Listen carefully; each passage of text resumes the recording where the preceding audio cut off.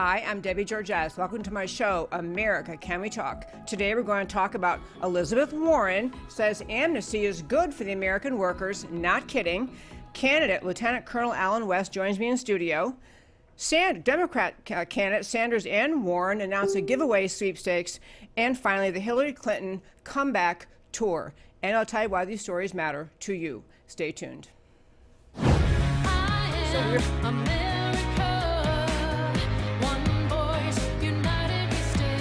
Debbie Georgatos, host of America Can We Talk, is an author, attorney, and political analyst whose mission is to inspire the American political conversation about preserving liberty in the best country on earth.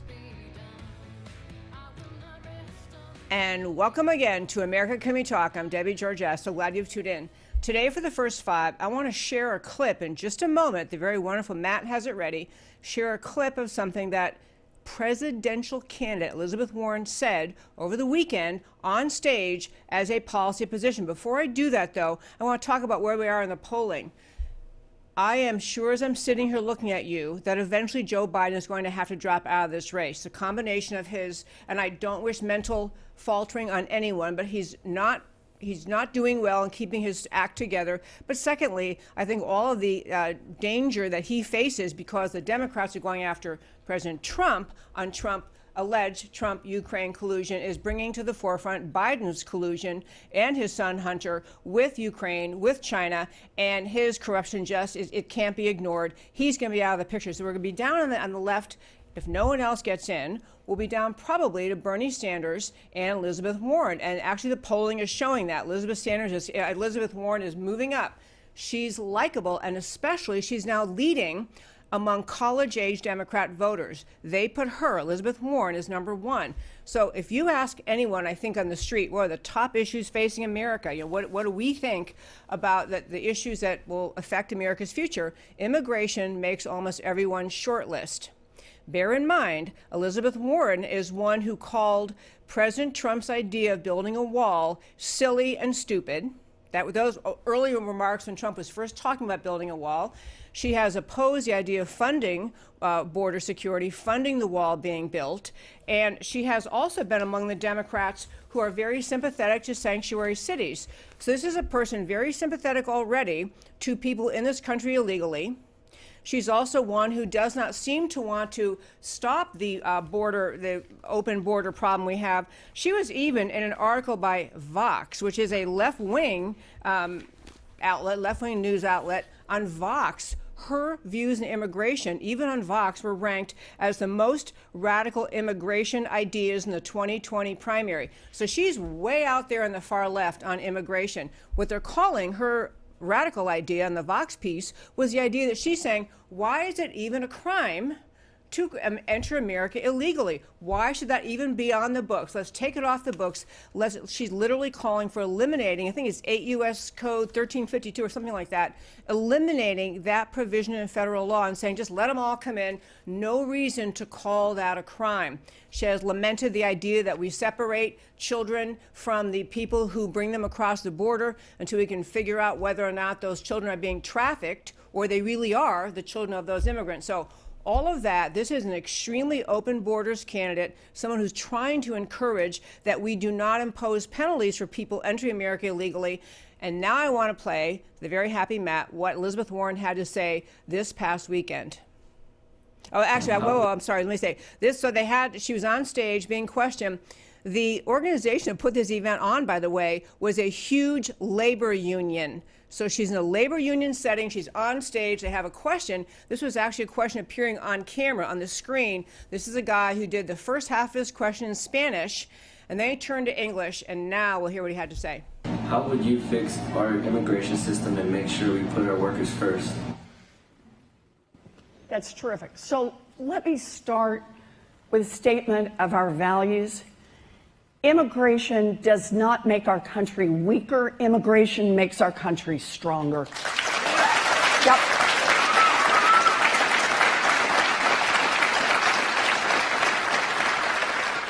And here's how I see it. Part one, we need to expand legal immigration. Part two, we need a pathway to citizenship for the people who are here and here to stay.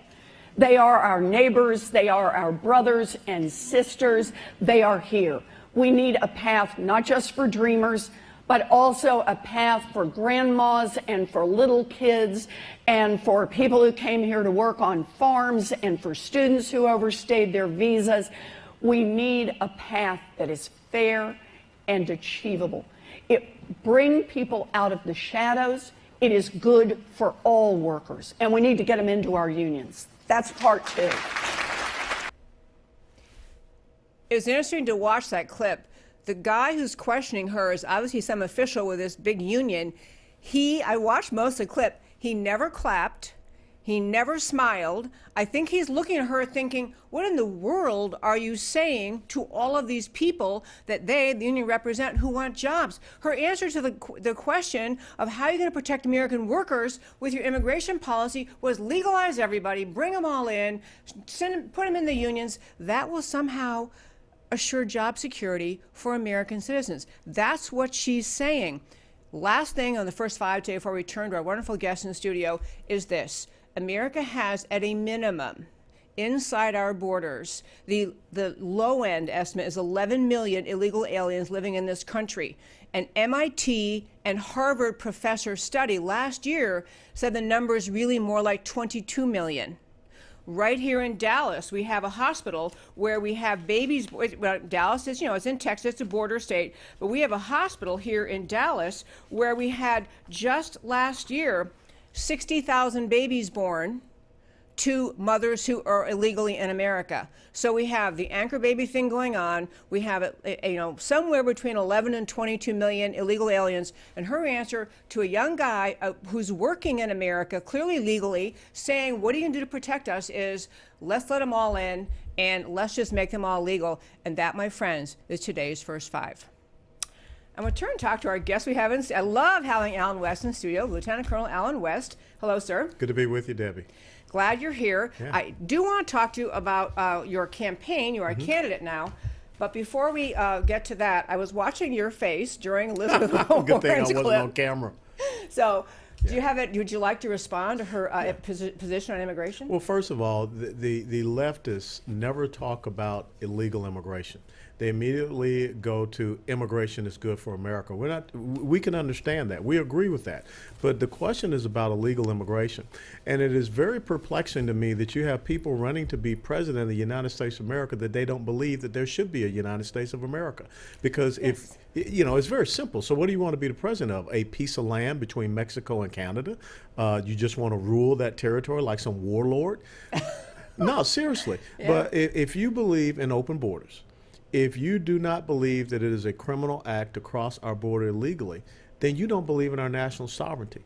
So if you don't believe in our national sovereignty, how in the Sam Hill can you take an oath to the Constitution as the President of the United States of America? So all of these people that believe in this stance, they are completely negated from being in this office. Now, the other thing is, and near and dear to us here, Texas is #1 in the United States of America for human and sex trafficking. I know. Yeah. Dallas and Houston, the top two cities. Now, what she is talking about means that it gets even worse. When you look at the instances of criminal illegal immigrants that have been deported multiple times that are sex offenders, that's what she's talking about. And I think that is what we need to bring out, and that's the language, that's the perspective we need to give to people, is that she is happy with people on our streets. She is happy with people being in our country. That #1 are being trafficked, and #2 are sexually abusing American women. Kate Steinle, Molly Tibbetts. Yep. They never talk about that. They never do. Those are stories they don't want you to remember or even think about. And I love your point to start with, this idea that if you don't have a border that you enforce, you're not really a country. You're just a blob of dirt somewhere on the planet Earth. Yes, and as I said, this is not about them governing. They just want to rule over this glob of earth. And so I think that's a great point that we should bring out. Why are these people running to be president of a country that they don't even believe should exist, and they don't believe has a sovereign right to exist? Yeah, there's just an amazing, uncanny ability of leftists to use this euphemistic language. It sounds so sweet and so good, and they use the word like the richness of our culture is increased by people coming in. Let's talk about our values and everything. Well, talk about the value of human and sex trafficking. Talk about the values of young boys and girls that are being brought into this country, through the coyotes, through the drug cartels, and you're going to say it's okay?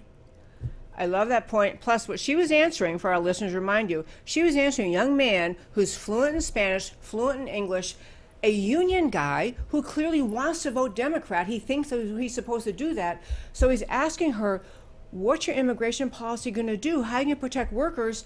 And her answer, it was a non-answer. It was actually, we're going to make sure that your job is in danger. That's my answer. Or you lose your job. Yes. The most important thing that the other side wants, the progressive socialists, they have to have victims. Yes. That's what their rhetoric is all about. They have to have victims.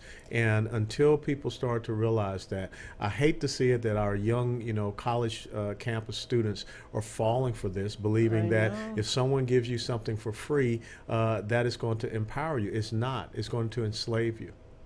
Absolutely true.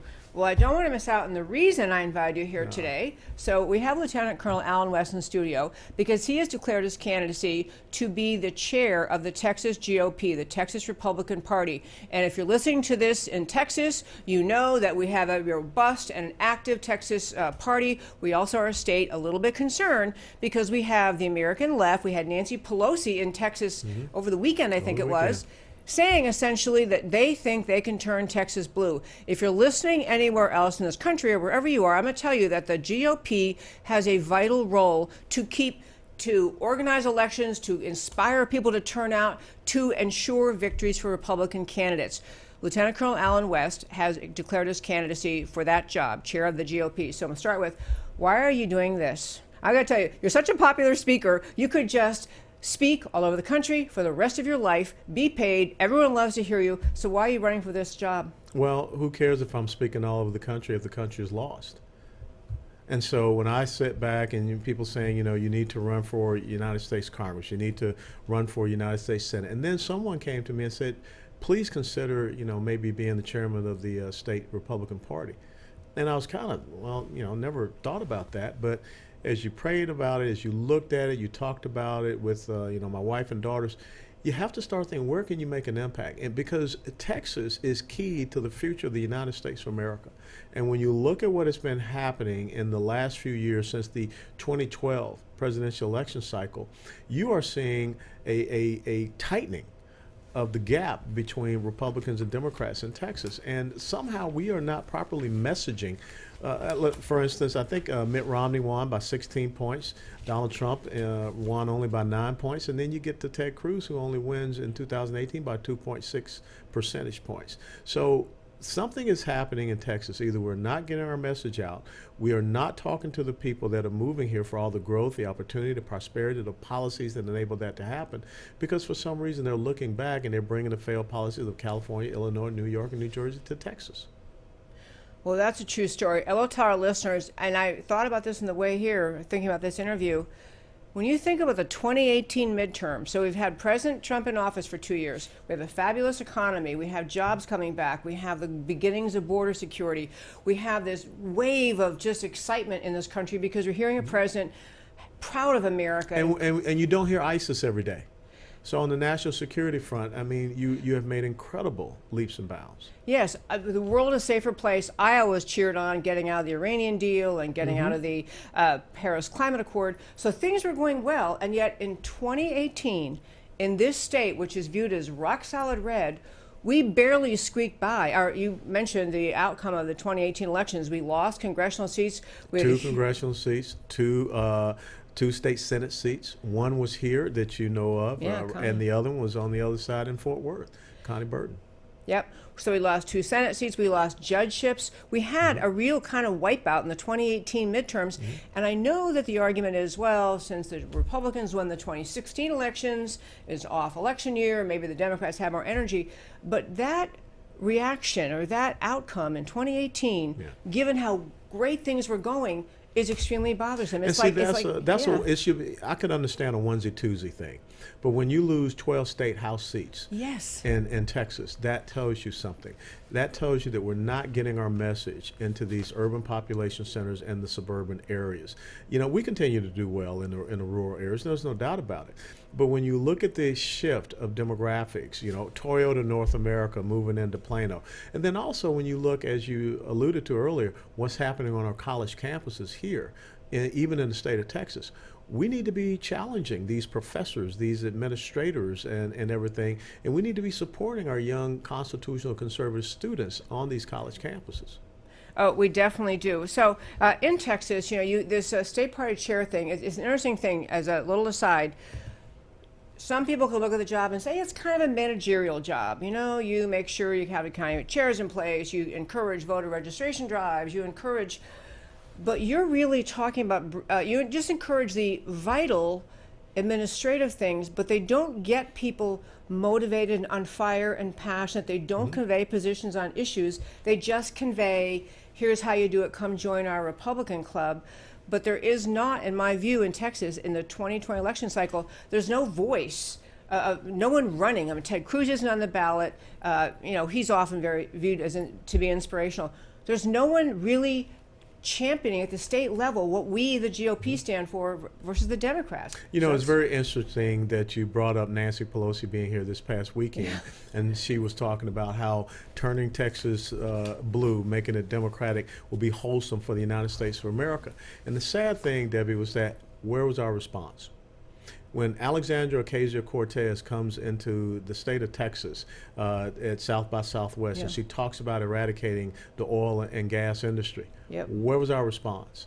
And that's, I think, the thing that is very frustrating, because leadership, a person can be in a leadership position, they can still manage resources. But sometimes being a manager of resources, doesn't mean that you can be that exact same leader. Exactly. Back to Nancy Pelosi a moment. It's for our listeners, if you don't know this, if Texas goes Democrat, if our state, the great state of Texas, in the 2020 presidential elections ends up supporting whoever the Democrats candidate will be, and Trump loses, we will not only lose the Republicans will lose the presidency. It really sets in place a whole series of problems we'll have way down the line. Redistricting is part of the problem. Absolutely. You want to talk about that one, redistricting? Yeah, sure, because right now Texas has 38 electoral votes. There is no doubt with the population shift over the past 10 years, Texas will pick up another 2, maybe 3 electoral votes. That puts it at 40 to 41, still less than California, which is at 58. But we're supposedly the second largest, the largest, conservative red state. But if that is gone, then from a national elections perspective, you're never going to get there again. Now, all of a sudden, if you lose more seats in the state house, which is what Eric Holder is sitting back trying to mastermind, and what Nancy Pelosi is, pulling the levers on, then they'll be in charge of the redistricting somewhat here in Texas. And if they're in charge of redistricting, where do you think those 2 to 3 new seats will go? And then furthermore, what do you think will happen with some of the existing seats and how they'll redraw those will be lines? carved out of Congress. And that ties into the other thing, was that we lost 56 judgeships in 2018. So now who do you have that's going to, challenge those redistricting decisions if they go through the court system? And so that's why we have to sit back and look at this thing strategically, and not continue to play checkers while you have people that are playing chess. Yeah. The other expression that's often used is about Einstein's definition of insanity. You keep doing the same thing over and over and expecting a different result. And we have in Texas, we have an active GOP presence in almost every county. We have meetings of organizations. We have precinct chairs who form an executive committee, and they have meetings, and we do voter registration drives. We knock on doors. But we lost in 2018 despite, I would describe, a very vigorous effort on the part of the Republicans trying to get our voters out. And it was this enthusiasm gap. Now, part of that is because the Democrats were out of power, and they were out of their minds because their candidate lost. And that's kind of going to happen every time. But there was not a passionate voice, except for President Trump, saying, here's what we stand for. Here's what we want. So how are you going to message in Texas? What are you going to talk about? It's very simple. It was a funny thing. I was down in Rosenberg, Texas over the weekend doing an event at a shooting range. And the people that were the food vendors for the event, 2 black twin sisters. And I was there at their food truck, and the woman said, they told me you were going to be here, so I studied you and looked you up. I found you very interesting. She said, but can you just give me the delineation, the difference between Republicans and Democrats? And I told her very simple. I said, we want to make you victors, they want to make you victims. I said, we want you to not just have this one food truck, we want you to have 2 or 3 more. And then on top of that, maybe we want to help you to open up a restaurant. And then on top of that, maybe you franchise your restaurant. I said, the other side would rather have you sitting in Section 8 housing waiting for a welfare check. On the welfare line, yep. And that's it. And right there, in 3 to 5 short minutes, she got it. And she admittedly said, you know, I have not been voting in my best interest. I said, maybe because we haven't been telling you what your best interest is. We haven't been talking to you. We haven't been talking to you. Yeah, it's a big challenge in Texas. We have, of course, as you alluded to earlier, we have transported Californians who think they came to Texas, they sure love the jobs and the economy here, but they think they can still vote Democrat and still have somehow reap the benefits of the Republican economy. Those kind of messages have to get out there. Well, sure, and that's why I wrote the book. You know, this came out last year, October, Hold Texas, Hold the Nation, because we do a comparative analysis on tax policy, regulatory policy, housing policy, and it's easy. We just have to lay it out in a very simplistic manner that, as I call it, Joe and Jane six-pack can understand and discern. And that's what we have to do. And we have to do it every single day, Debbie. And we can't just, like you say, talk within our GOP clubs. You know, today I had an interview with the Texas Tribune. And, you know, they were... Ooh, enemy territory. Yeah, Go ahead. but that's where you got to go. I know. You know, I wear paratrooper wings because what? Paratroopers jump in behind enemy lines. They don't jump in front of the enemy, and they jump in behind enemy lines to cause disruption and confusion. And so here I am talking to this young lady who happened to be an African-American reporter for Texas Tribune about diversity in the GOP. And I said, well, first and foremost, everyone needs to understand that the Republican Party of Texas was founded by blacks on July the 4th of 1867. She didn't know that. That is actually amazing, because I feel like we say that so often, but she never heard it. Go ahead. She had never heard it. Yeah. And so think about if that can trickle out, and all of a sudden people start to understand. In 1867, blacks were forming this party when the Democrats were forming the Ku Klux Klan. And you just start to that's walk such it, a good contrast. and you just start to walk it through history. You walk it through the 13th, the 14th, and 15th Amendments. You know, all of those things. Who pushed it? Who pushed it? And she asked, well, yeah, but you know, the Civil Rights Act. I said, the Civil Rights Act would not have passed if it weren't for Senate Republicans. Everett Dirksen, Al Gore Sr., and Robert Ku Klux Klan Byrd were wholeheartedly against it. Yep. And so we have to understand our history. We have to go into these areas, these non-traditional voters or whatever, and talk to them about principles and values. I mean, Elizabeth Warren's talking about values. I'd love to talk to Democrat voters about values, especially in the black communities, Hispanic communities. Absolutely. I was mentioning before we came on that I came across this polling. I thought it was actually a study done. It was a large-scale study called Hidden Tribes, and it's basically looking inside the Democrat Party, kind of how does the Democrat Party end up with the positions they have? And the point they're making in this study is that the people who form policy in the Democrat side is overwhelmingly, it's a tiny segment of the Democrat Party, white, extremely liberal, elitist, far more liberal than the masses of Americans who vote for them. And so that seemed like, I mean, they were just touting this as an interesting observation. They had all sorts of stats comparing this elitist ruling class white mentality was versus the average Joe voter of all backgrounds. But it seems like it's an opening. It's a window to say, to black voters and Hispanic voters and college age voters, do you really believe this stuff that they're saying? I mean, immigration is one where you have Elizabeth Warren. She's pretty much saying, hey, come on in. We're going to let everybody in. You all be citizens, and we're going to provide all the welfare you need here. And I think Americans, it can sound nice, like you're being friendly, but when you really process, what does that mean? You peel the onion back and then really look at it. Look, this weekend up in Washington, D.C., Charlie Kirk and Turning Point USA will have their Young Black Leadership Summit. I know. Yeah. Think about that. Now, do you think CNN, MSNBC, or any of the alphabet soup media, they're not going to cover that. They're not going to talk about that because that would so undermine their position. And so this is what we have to continue to do. If we talk to people in a reasonable, logical manner, and I'm not saying you win everybody, but you can win enough that will cause the Democrats to lose their stranglehold. President Trump kind of stumbled upon something that we have always known, that the policies of the left had destroyed the black community. They have destroyed the inner city communities. He brought that out in Baltimore. And Elijah Cummings had nothing to say about it. And it was so funny, you could probably show the clip of Al Sharpton going down to Baltimore, and he got heckled. He got heckled. Yeah, yep. Because people finally figured out. Absolutely, they finally figured out and they finally realized it.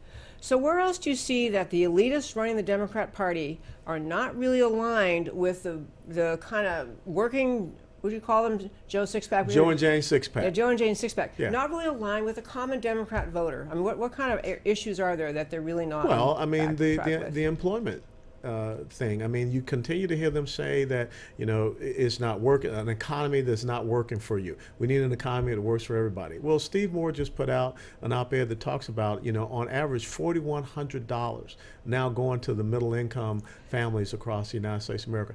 That's a lot of money, but that's not a lot of money to an elitist. Right, it's pocket change. It's pocket change to them, but it means a lot to them, so they want to take that away. Let's start talking about the life issue. Yes. I mean, the faith-based community, and like I said, the black, Hispanic, many.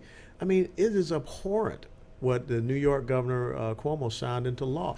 That is the exact same reason why Kermit Gosnell is sitting in prison. I know. But we're not bringing that out to show how radical that they have become. I don't think even this transgender movement is another good example where the elitists think this is the coolest thing ever. We found the latest victim to exploit.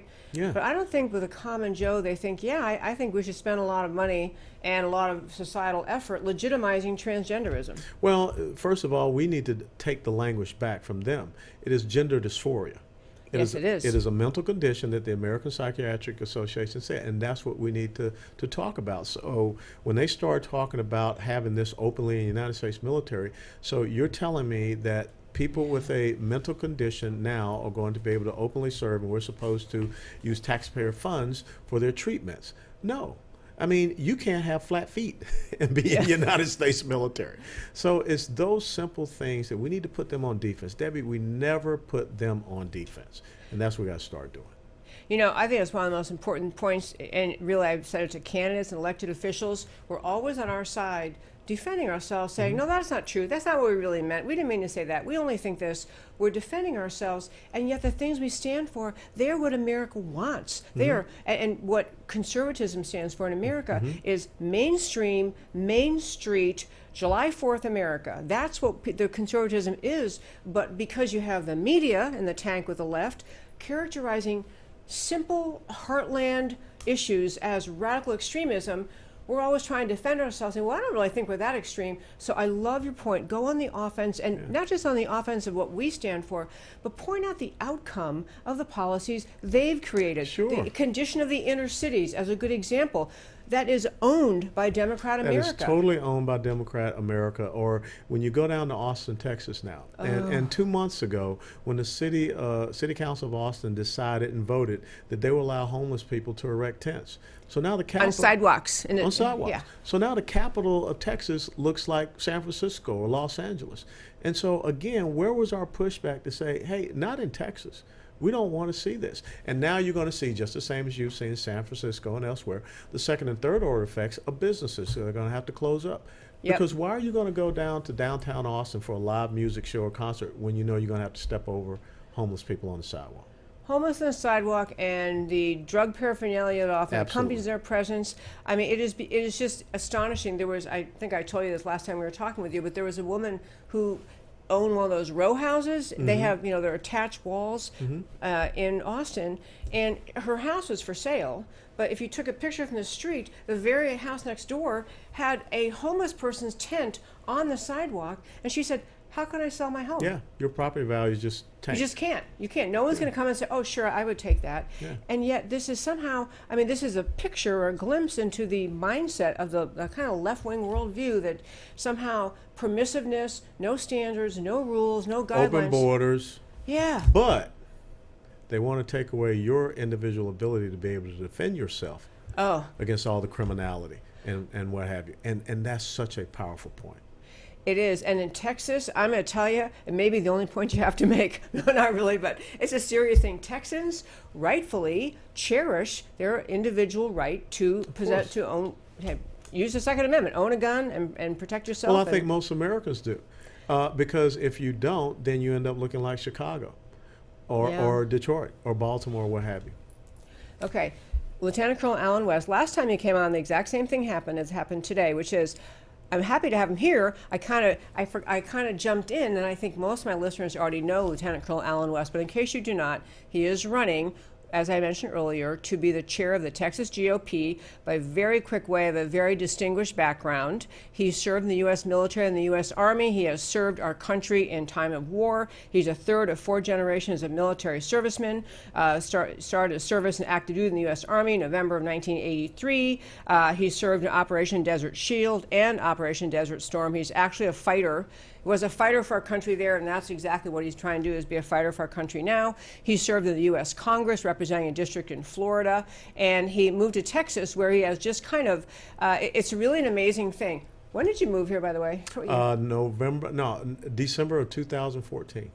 December 2014. Okay, it's a funny thing because so that's 5 years basically, or almost 5 years that you've been here. And he has become and is such a popular and sought after speaker in not just Republican dinners and Republican functions, but all sorts of organizations, student organizations and military organizations and community groups. He speaks all the time, but the reason I think his particular talent is really vital at this time in Texas is because his ability to talk about the issues, how we Republicans are different from Democrats, what we stand for and how different it is from what they stand for, how our values they're not just abstract, nice concepts, but they translate into whether you can live a life in safety, abundance, freedom, order, and security, which is what the Republican agenda and platform forwards, or do you live a life like downtown Austin or San Francisco, or a life where you are Elizabeth Warren and you abandon the borders and you decide that people can the entire agenda of the American left is really the evisceration of the identity of America, the existence of America. So I love that you're going to take this message all around Texas, and if people want to read about what you're doing and Sure. You can go to our campaign website, which is west4texas.com. You can follow me every day on theoldschoolpatriot.com. And then, of course, you can see me on all types of media outlets. I'm on Facebook, I'm on Twitter, and Instagram as well. What's your Twitter handle? At Allen West. Just at Allen West. Simple. Okay. So this is going to be an interesting discussion in the great state of Texas, because stepping up to say we have to do something different in Texas, we had pretty darn unhappy results in the 2018 midterms. 2020 is bearing down on us. The Democrats truly believe they can turn Texas red, and this is one patriot standing up saying, not on my watch. Not on my watch. Come and take it. Okay. I love that. Thanks. Okay. Thank you so much Always for a coming pleasure, today. Debbie. It's great to have Thank you. you. Thank you so much. Uh-huh. Okay, folks, Lt Col Allen West, and next time he's here, I won't do his bio first. I won't do it last, I'll do it first. But I'm going to turn to 2 other stories today that also really impact Texas and the future of our country. And again, they turn back to the Democrat Party candidates. Earlier you heard Elizabeth Warren actually proudly answering a question from a Democrat voter, a union member voter. Hey, how's your immigration policy going to impact jobs, job security? He's worried that if you bring all these legal immigrants in, what's going to happen to our jobs? And her answer was, we're going to legalize them all. We're going to bring even more legal immigrants here. She's already a border abandoner. I mean, her answer was a total non-answer, still waiting for left-wing media to point this out, that what is that guy left thinking, like, maybe I should vote Republican. But in addition to that, there were a couple studies I want to mention because I guess I want to focus Elizabeth Warren a little more. There are people now in the left-wing media who see her as the likely winner of the Democrat primary, the likely presidential candidate on the left. I think she is too. Barring Hillary Clinton getting in, which we'll talk about that next, barring Hillary Clinton getting in, barring Michelle Obama getting in, Elizabeth Warren looks like she is probably going to emerge as the winner of the Democrat primary. Biden's going to get out. Warren is she's as leftist as is any of them, but she's more palatable. She satisfies the desire on the left to have a woman. And then Bernie Sanders, obviously still in the race. He's not only openly socialist, but you can't check any boxes. He's old, he's white, he's male, and honestly, his ideas are so crazy that even some of the left are starting to call him Crazy Bernie. But Elizabeth Warren, she may end up being our candidate. part of what I've noticed on the left is a growing determination by left-wing pundits to say, now you can't really call Elizabeth Warren a socialist. That's not right. She's not a socialist. She is she's a capitalist. She's a free market person. She just has ideas a little bit to the left. This is so not true. And I want to start to begin to lay out the evidence for having all of us understand Elizabeth Warren is just as leftist. She's just as leftist as is Bernie Sanders. In some ways, more leftist. They're in now a growing sweepstake, a competition about who can be more leftist, who can promise more free things. She and Bernie Sanders are. So she started down this path of, that reparations, of course she agrees with reparations, and that's an important thing. Well, then she's been on, what about reparations for the LGBTQ community, because they haven't been treated fairly? And what about people who couldn't get married because they were same-sex? And so maybe we have to have reparations to people who did not have the benefit that married couples have to jointly file as a married couple. She's happily arguing for reparations for not just African Americans, but for the LGBTQ world. She's very openly advocating for direct government control over more and more of private corporate life.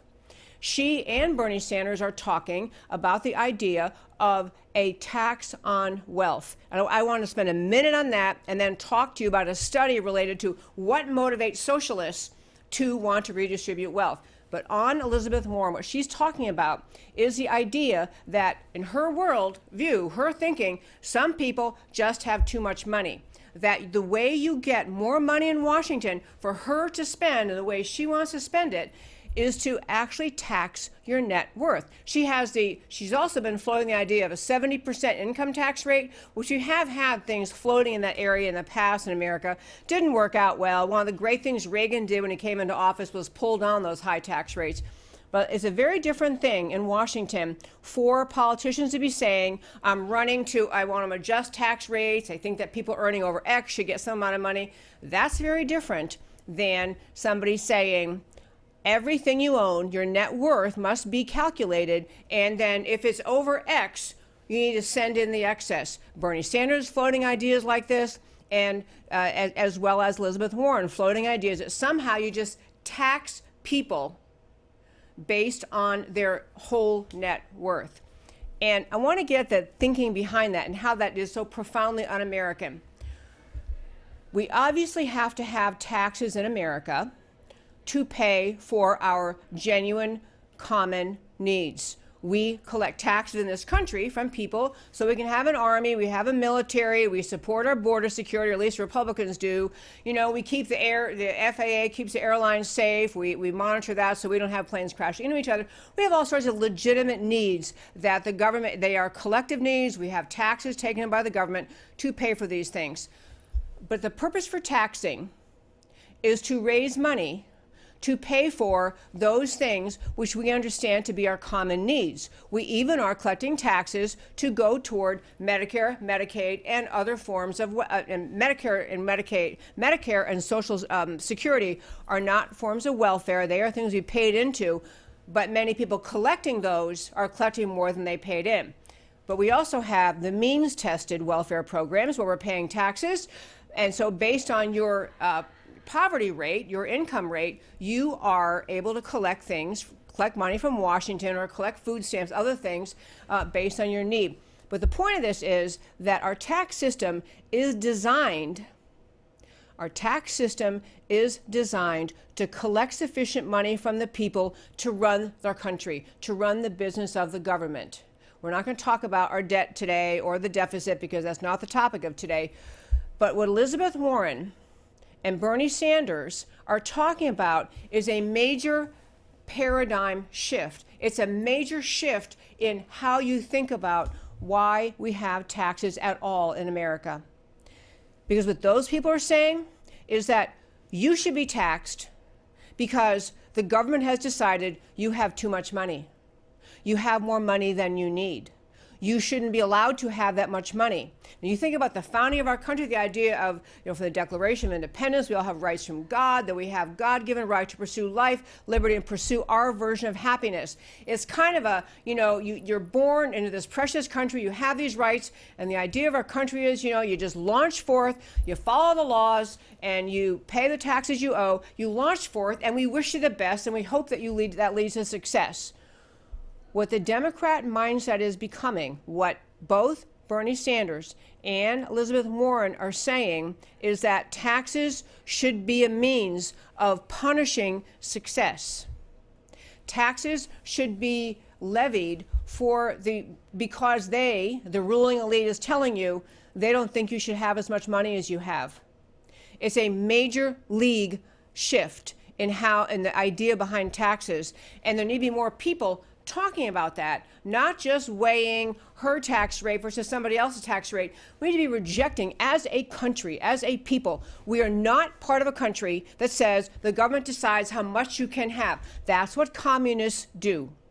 That's what socialists do. Elizabeth Warren cannot be let off the hook that she's not really a socialist when she is. If she wants Medicare for all, she wants which is socialized medicine, no way out, the government control the healthcare system, she wants government control of wealth, government deciding what you can have, she doesn't get to say she's not a socialist. She is. She may end up being their candidate because she's the only one seeming to emerge at all, but she cannot get away with saying she's not really a socialist because she is. And Bernie Sanders recently had a statement essentially saying the same thing, saying there should not be any billionaires, B as in boy, billionaires. That the country just shouldn't have billionaires, shouldn't be allowed. Billionaires in Bernie Sanders' world should not exist. Well, the only way you can say billionaires shouldn't exist to successful people who have actually earned billions is to say that you're taking the side of saying the government's job is to decide how much money people should have and to take away money from them if you think they have too much of it. That is a paradigm-shifting, anti-freedom, anti-free market, anti-American idea. It needs to be called out as that. Final quick story for today. I mentioned earlier that Hillary Clinton, is launching a book tour. It's not real, I call it the comeback tour. Hillary Clinton has a book coming out. It's called Gutsy. It's out today. Today is her big launch. Gutsy Women, Favorite Stories of Courage and Resilience. She and her daughter Chelsea allegedly wrote this book. I doubt either one of them spent a moment on it, but whatever. It's a book by them. But she's starting a speaking tour with her book about gutsy women. I'm just telling you, folks, this is a woman she's sensing weakness in the Democrat Party. She can see Biden is going to be out. He's going to have to leave the presidential race. Too much corruption with the Ukraine and China. She can see that this impeachment fervor of Trump is picking up. She's sensing the idea that maybe, just maybe, there will be people turning against Trump. She sees this as an avenue to getting into the 2020 presidential race. Mark my words. This is what this woman sees. She thinks that this is her path. This is a woman, if you run through, as we used to do when she was a candidate in 2016, you run through the number of scandals and to her name on her resume, the number of times she's just been permitted to slip through the cracks, to commit things that anyone else who committed them would be charged, would be prosecuted, be convicted, and be in jail. She's walking free.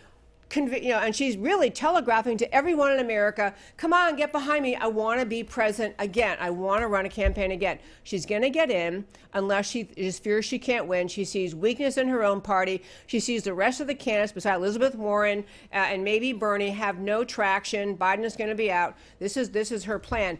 And again, when you talk about a woman with a track record of astonishing corruption. I mean, if you're only paid attention to politics since 2016, you know about her private server at her home where she sent and received top confidential emails from the top secret emails from people all over the world in her role as Secretary of State from 2012 to 2016. You know that's what she did. No, I'm sorry, she was 28 to 2012. She was Secretary of State.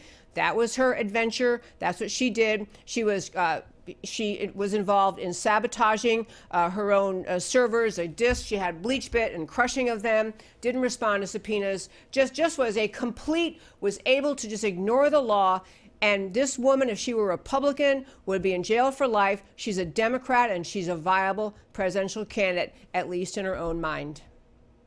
And now, my friends, I want to turn to tell you, as I try to do this end of the show every week, tell you why these stories we talked about matter to you. And so we will start with the beginning of our show today. We had Elizabeth Warren. Amnesty is good for U.S. workers, only in her imagination. The ideas and proposals of radical socialists like Elizabeth Warren and Bernie Sanders must be understood. They're as serious as they are loony. Legalizing or granting amnesty to millions of illegal immigrants is not going to help the American citizens, like that poor guy who asked the question at the labor conference, who want jobs. It makes it harder for American citizens to compete for jobs. This is common sense. It also degrades the value of citizenship, undercuts pressure for wage increases for working Americans. Sanders, Warren, give away sweepstakes. Again, the ideas and proposals of radical socialists like Elizabeth Warren and Bernie Sanders must be understood. They're as serious as they are loony. Billionaires shouldn't exist, said Bernie Sanders. Seizing private property and wealth is the government's job. That's what he thinks it is, and so does Elizabeth Warren. Medicare for all, free college, reparations, these are all forms of forced wealth redistribution. It's a slimy, slippery slope that's very hard to climb back up. Entitlement and demands for more always follow.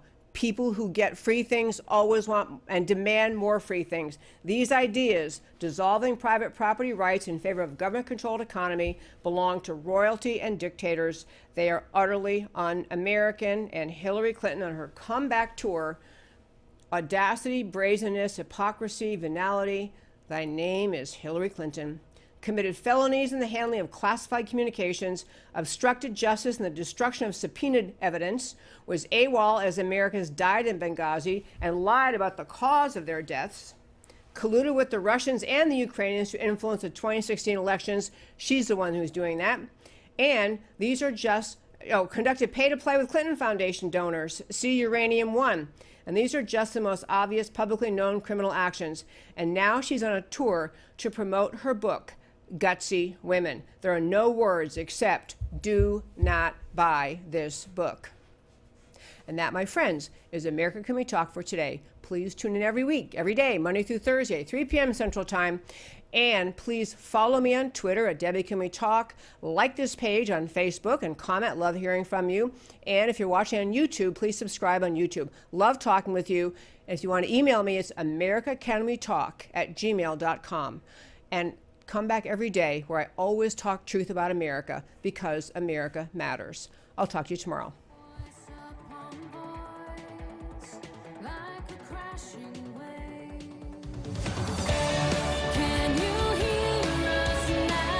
America, Can We Talk? Truth about America. Can you